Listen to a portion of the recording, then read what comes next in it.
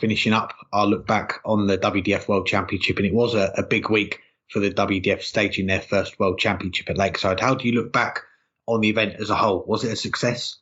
I think overall it was to some extent, but it also to some extent was not, and could even be considered a failure. And the fact that 3/4 of the tickets went unsold, I think falls into that second category.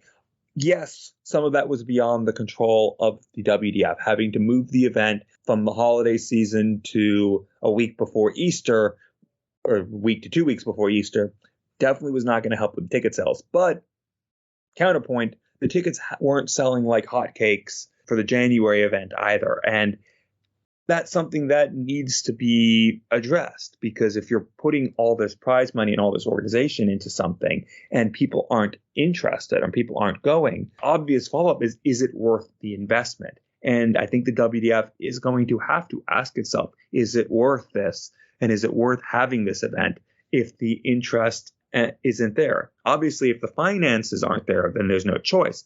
I don't know if the finances are there, but it obviously isn't helped by not selling tickets. But I think the lack of something near a capacity crowd has to be considered a failure. And credit, to the WDF, they didn't try to pretend like the problem wasn't there. They didn't try to blame other people like some other organizations have in the past. They accepted it. And Richard Ashdown said, let's focus on the crowd that is here and how wonderful they are for the people who did come. And that's, the right way to look at it. But obviously behind the scenes, there has to be questions about whether this event financially is worth it for the WDF.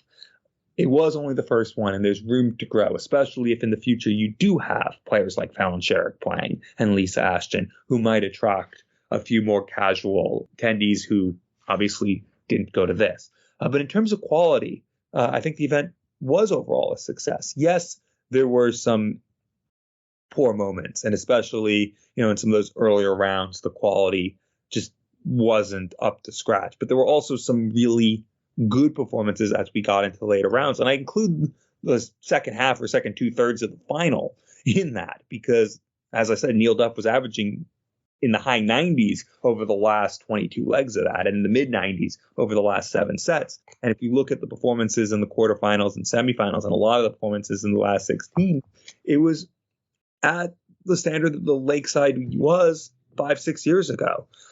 So in that regard, the event has to be considered a success. The quality was there once we got through those first couple rounds. Was it enough to justify a 48-man field and a 24-woman field? I don't think so. But that's something to address going forward. I think we saw some good darts, especially in the latter stages. So in that regard, it's a success. But having 3/4 of the seats empty cannot be a success by any metric. There is no getting away from that, is there? The ticket sales, we knew going into the tournament from what we were hearing on social media and other sites, and then of course seeing the event on TV, being there in person, as I was fortunate enough to be there for the opening weekend, there were a lot of empty seats, which for the WDF, for any darts organisation, that is not what you want, is it, for your first World Championship? And yes, some of it is down to them, the promotional side of things, this event being pushed back.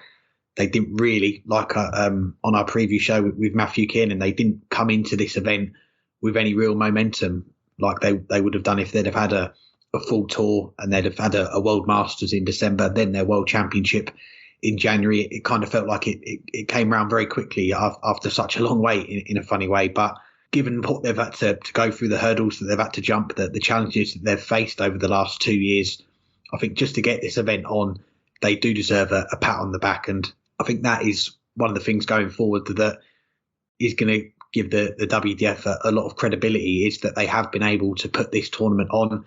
And there's been some great darts, as you say, that the first couple of rounds, there was some iffy games in there, but I think we were expecting that, weren't we? I don't think people were going into it thinking, we're going to see 110 averages in every game. We're going to see 90 plus averages in every game. It was going to be a lower standard to start things off. But even so, we still had some decent performances in the first few rounds. We had Jim McEwen with that 101 average, and then we saw Richard Veenstra break the record with the 104, Andy Barton's with a 103. So there was some quality in there as well. So for me, I think it was a success in terms of getting the tournament on and how it went. I think, yeah, some of the sessions overran a little bit, but I think to get to the end point, to get those champions, and we saw the stories that were coming out of the week as well, with Luke Littler, the 15-year-old, winning his first game, winning on his debut, and then at the end of it, Bo Greaves becoming the youngest winner, and Neil Duff just before he turns 50, creating history for Northern Ireland and winning the title as well. So